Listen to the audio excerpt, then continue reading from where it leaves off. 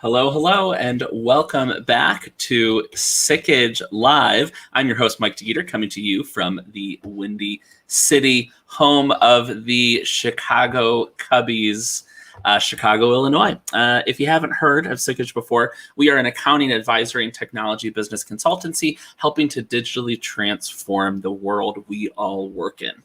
Each week, Sikich Live comes to you with the latest and greatest in business applications, including ERP and CRM, managed services, cybersecurity, IT infrastructure support, and so much more. I can't list it all here. Before I bring on our guest for today, I want to remind everyone, don't be shy in Sikich Live. Add your questions and comments, and they just may be featured on today's episode. Now, today we're talking with Ms. Carla Miller, an account executive here at Sikich, working with large corporations to digitally transform their operations. The topic is ditching your legacy systems. Yes, mainframe systems out there. I'm talking to you, AS400s or on-premises systems currently not in the cloud. And we're going to discuss how complex business processes are simplified with Dynamics 365 ERP. So let's get started. Hi, Carla. Hey, Michael. How are you? I am doing well. Thanks so much for joining us on Sikich Live today. Welcome. Happy to be here. And you're coming to us from Boston, right? Boston area, yes. There we go. Who's your MLB? The Red Sox, the Boston Red Sox. Yes. There you go. Perfect. Yes.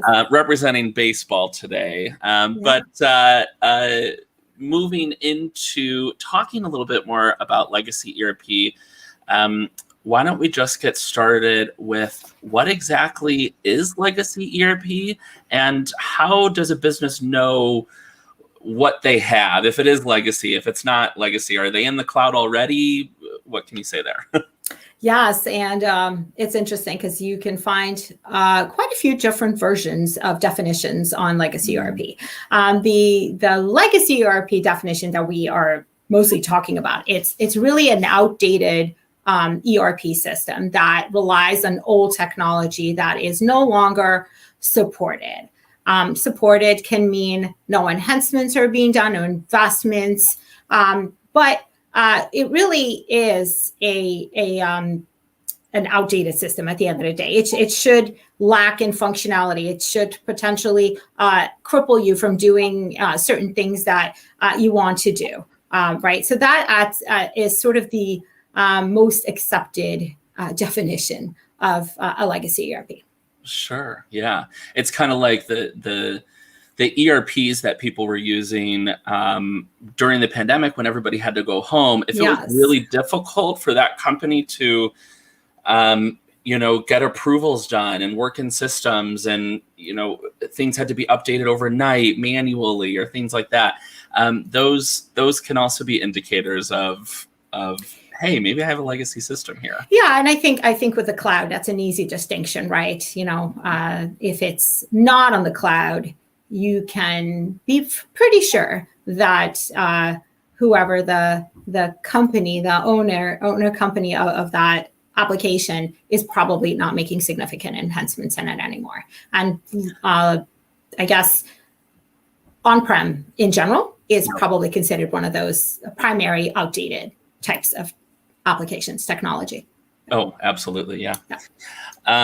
So I want to put a kind of a scenario out there that a lot of businesses I think are going through right now as more businesses are starting to look at cloud options and moving off of those legacy systems. And so the scenario is this. So a business, they're really large and complex, more enterprise side of business, right? We're talking thousands of employees, possibly hundreds of $1 million in revenue. And they're not sure that a standardized out-of-the-box ERP is really going to work for them.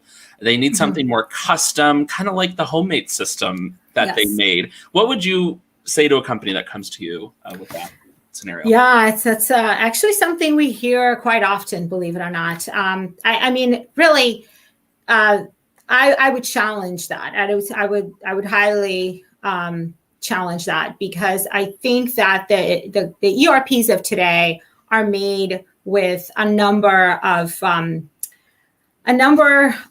segments into it that would challenge that opinion. So one, it's usable. It's highly user-friendly, right? These systems are tested and they're tested with users, and they're very user-friendly systems, right? They are scalable. I mean, as you change your business, as your business evolves, as different functionality, different aspects of your business that maybe you didn't start with become requirements, right? These ERP systems are quick to change with you. They're scalable, and they can also support larger number of users. There's a whole process that falls into scalability and what that may mean for a business. They're also highly efficient, meaning, most of the vendors out there with these modern cloud ERPs are investing in continuously relooking at processes, continuously speeding up processes and making these faster. Therefore, you should already be getting a system that has been tried and is continuously evolving with new functionality that makes your job easier and easier, more effective, more efficient, right? And then lastly, they are robust. They work with, these companies work with many customers to be able to really come up with a set of best practices that fit each industry, right? So, we at Sikich have a philosophy and a process where we go through these changes, these questioning methodologies with our clients to be able to find out why not, why is your process ABC need to be process ABC instead of the default best practice that's within the application. Right. 9 times out of 10, there is the system will actually support their requirement. In the cases, and it does happen where it doesn't, that's when we would look at something like either looking at a process change or looking at how we could modify the application. Sometimes it's a customization, sometimes it's a modification, which means no code, and we're able to address those requirements. Sure. So customizations are available, right? They are, believe it or not, they are. And that's a good point, because a lot of clients believe they lose the ability to do that. Although they are not encouraged, because again, best practices and everything I just discussed should really nullify the need for a lot of these customizations. There are clearly situations where they are warranted. So yes, new ERP cloud systems, absolutely most will support customizations. Sure. Excellent. Well, thanks. Yeah. And what are the main reasons enterprise, complex business companies or organizations, of course, move to a cloud-based ERP system? And when is the right time? Is there a right time to do that? Yeah, there's 2 answers to that. Sometimes there's a right time, which is propelled by a business need, like growing. That's a big one. Needing additional functionality, or just simply, wanting to streamline processes because in operations in order to operate more lean. There are natural ways that would propel a company to want to look at something like this.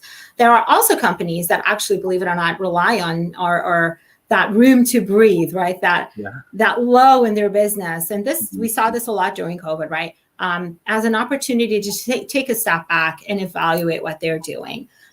So there is, like I said, growth, additional functionality, streamlining operations and running a little leaner.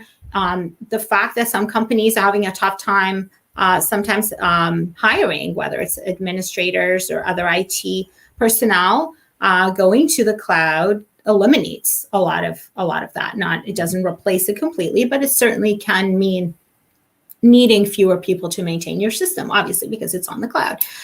The upgrade process, always staying up to date, not going through these painful upgrades that we hear so often, right? That is a huge draw, and a lot of clients, I think, are very relieved to know they're always going to be taking new functionality automatically. I'll say that in quotes, there's some flexibility there, but always being able to leverage the newest to the latest, the additional functionality that continuously gets fed into these systems. And then lastly, this is a key one, right?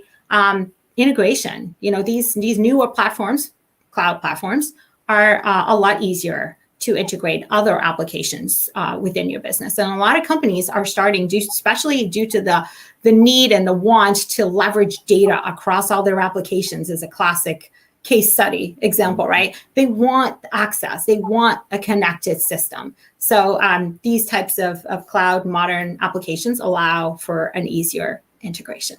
Sure. And I want to shout out a specific product, Microsoft Dynamics 365. And to extend integration, to go into a next question that I have, there's also, with Microsoft Dynamics cloud product, there's the whole ecosystem of Microsoft that it's integrated and connected to as well, right? Yes. And that is probably the number one attraction to Microsoft, right? It is something they do extremely well and does set them apart from their competitors.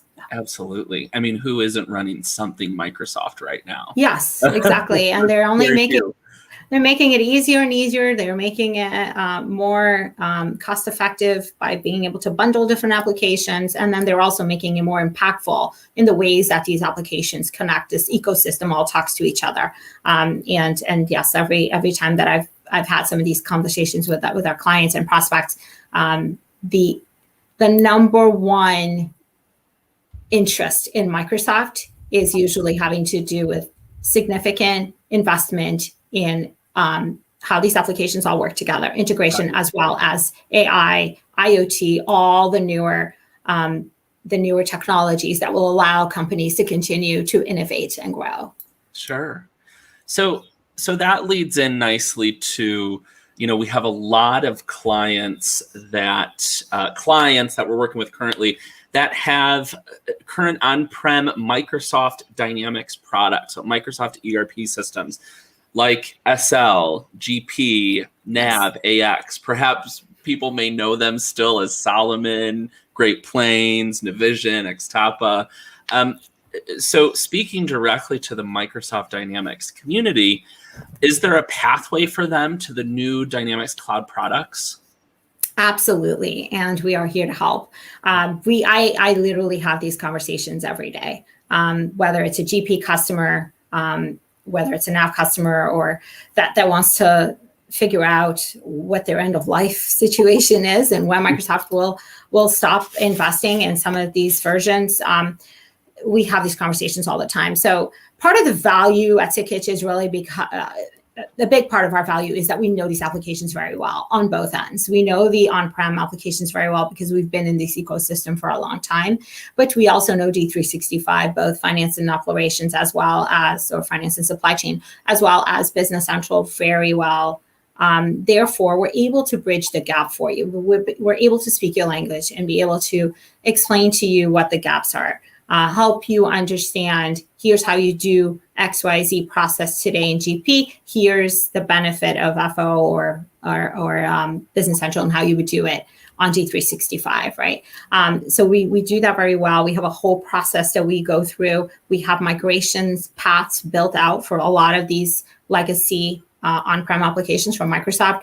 And we've also developed really great head starts, which are more known as quick starts, right? That help you get implemented faster, less expensive, more cost effective, and also leverage best practice and get into the system a lot quicker than a traditional implementation. Absolutely. And how great is it to have a trusted partner that not only can bring you into the future of your digital transformation, but understands your past. Right? Yeah, I completely agree. The feedback is usually very positive that we can speak their language and understand their pain today. Yes. Sure. Yeah. So now that we really know, okay, large, complex, enterprise level businesses, they can 100% or at least 99% rely on systems like Dynamics 365, finance and supply chain management. Where do they begin? Where does the process to implement begin? What's the first step to take to start this transformation? Yeah, so it really depends where you are in your process. If you are in a research phase and really kind of seeing what you would do, and really early on, I think Sikich has great resources that we've put together for this. One that I can that I highly suggest anyone download and go look at. It's called the 14-point blueprint to D365 implementation. It talks about things like your team, what it should be, the data strategy, cleanup of data, team benefits of the solution itself, so you understand it better, and also how to best evaluate the solution. If you are beyond and there's a lot of other resources. This is just one that I think is very, very good and extremely comprehensive. If you're a little further along in the process and you're sort of ready to actually really specifically discuss how this would look like for your organization, then definitely give us a call. We are able to help you evaluate the system, the applications. We're able to compare them for you and with you. We're able to look at your requirements, do a gap analysis, and not only focus on what you know and ask you a lot of questions to be able to understand your business and your company, to ensure that there's no gaps with the application or that those gaps are identified. But we are also very good at making sure we understand what we don't know. And that what we don't know is usually highly overlooked. Yeah. And what you don't know could be a risk during implementation. So by knowing what we don't know, we ensure we build it into our plan. And they're both, again, equally important. So having these conversations, again, early on, you can do some research. Obviously, you can call us. We can still have these conversations with you and guide you to where these resources are if you're not ready to have a conversation. But if you are, then we can absolutely help guide you from beginning to end. Sure. And one follow-up question with that, are there specific industries? I know that Sikich supports anybody that's interested in digitally transforming their business, but are there any specific industries that Sikich really works really well with, where we know a lot of those questions that we have or that others have? Absolutely. I will highlight specifically wholesale distribution and manufacturing as two key industries for Sikich, not only with best practices, head starts, experts on board, you name it, knowing these businesses very, very well, but also, the application itself, D365 is an application that is traditionally very, very popular and well tailored toward these industries. Sure thing. Well, Carla, thank you so much for being here today. That's all the questions that I have. It's really interesting to just dive deeper into what everybody's asking right now, moving from their current system, which is very likely a legacy system. Perhaps you're in a cloud system and you need something larger and bigger because you, just like you said before, you're growing and you're scaling. But always interesting to hear what you have to say. So thank you so much for being here. Again, we are here every Thursday at 2:30 Central Time on different business application topics. Please feel free to reach out to us at sikich.com to learn more. Contact, I'm sure Carla would be more than willing to talk directly through LinkedIn or any of our social media channels. And you can email her directly as well. Thank you, everyone, and we'll see you next week. This is Sikich Live. Bye.